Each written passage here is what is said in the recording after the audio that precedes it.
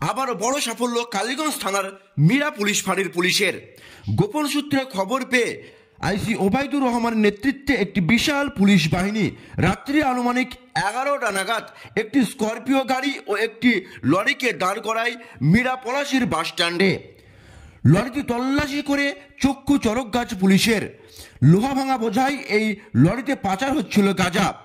এই গাড়ি থেকে উদ্ধার হয় মোট 3 বস্তা গাঁজা, যেটার ওজন প্রায় 88 কেজি, যার বাজার মূল্য কয়েক লক্ষ টাকা। এই ঘটনায় মোট 9 জনকে গ্রেপ্তার করেছে মীরা পুলিশ ফাঁড়ির পুলিশ। বাজেয়াপ্ত করা হয়েছে স্করপিও গাড়ি ও লরিটিকে। দেখুন সেই ছবি পলাশী নিউজের পর্দায়।